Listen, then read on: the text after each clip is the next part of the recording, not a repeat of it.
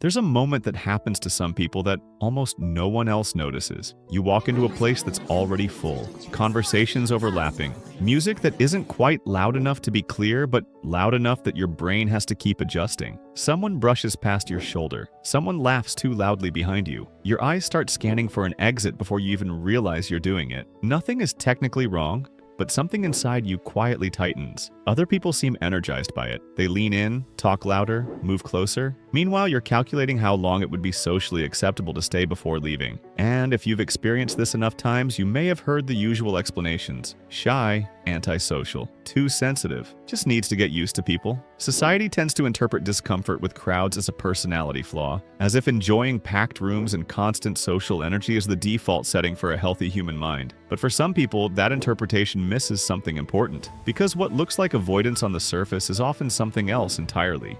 A pattern? And once you see the pattern, the experience starts to make a different kind of sense. The truth is, there's a specific psychology behind people who dislike crowds, and it has much less to do with confidence than people assume. For many individuals, crowds create a form of cognitive overload. Your brain is constantly filtering information. Every sound, movement, face, voice tone, background noise, change in lighting, subtle shift in body language. Most of the time, the brain quietly filters out what isn't important, but not everyone's filter works the same way. Research in neuroscience has shown that some nervous systems process more environmental input than others. Studies on sensory processing sensitivity and introversion have repeatedly found higher activity in brain regions involved in awareness, emotional processing, and threat detection.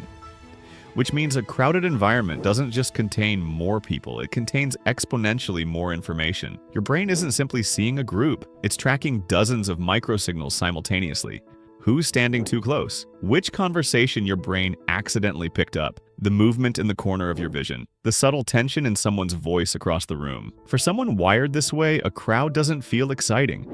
It feels like running too many apps on a phone at the same time. Eventually, the battery starts draining. This is why some people can spend 3 hours at a busy party and feel energized, while someone else needs quiet after 20 minutes. Not because one person is stronger or weaker, but because their nervous systems are processing entirely different amounts of input, and that wiring rarely appears randomly. It often develops quietly through life experiences. Some people grew up in environments where reading the room mattered. Subtle emotional signals carried meaning. Tension had consequences. Paying attention became a kind of protection. Over time, the brain becomes very good at scanning environments, very good at noticing shifts, very good at detecting what others miss. In calm spaces, this sensitivity can feel like insight. In crowded spaces, it can feel like too much. Your brain never fully powers down.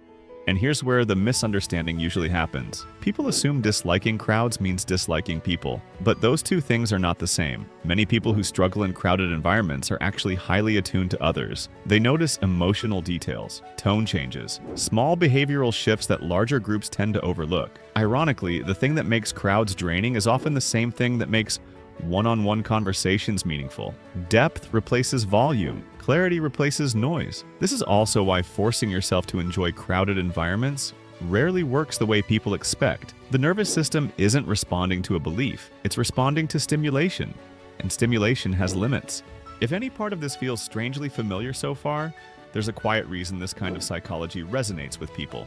Many viewers here tend to recognize patterns in themselves that were never really explained growing up. If that's you, leaving a like or subscribing helps this kind of conversation reach more people who've had the same quiet question in the back of their minds. Because what's interesting is that crowd aversion often comes with an unexpected paradox. The same brain that becomes overwhelmed in chaotic environments can be unusually perceptive in calm ones. Psychologists sometimes describe this as depth of processing. Instead of skimming interactions, the mind goes deeper into them. Instead of reacting quickly, it observes first. Instead of absorbing energy from groups, it absorbs meaning from individuals. But every trait carries trade-offs. The strength is awareness. The cost is overstimulation. Crowds compress too many signals into a small space. Too many unpredictable movements, voices, and emotional cues happening simultaneously. Your brain keeps trying to process them all. Eventually, the system asks for quiet. Not because something is wrong, because recovery is part of how that system stays balanced.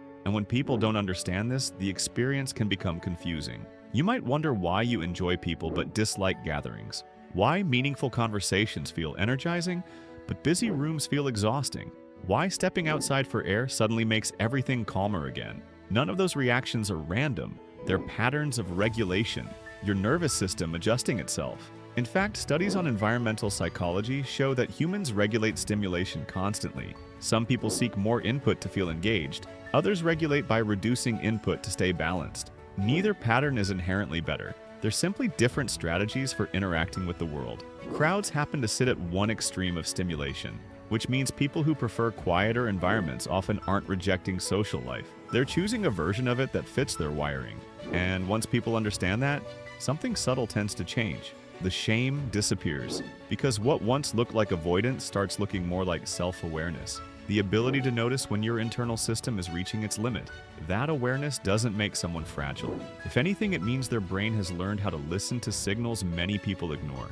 And in a culture that constantly rewards louder environments, that quieter form of awareness often goes unnoticed. But it has value. It's the same sensitivity that notices when someone in a room feels left out. The same attention that picks up emotional nuance in a conversation.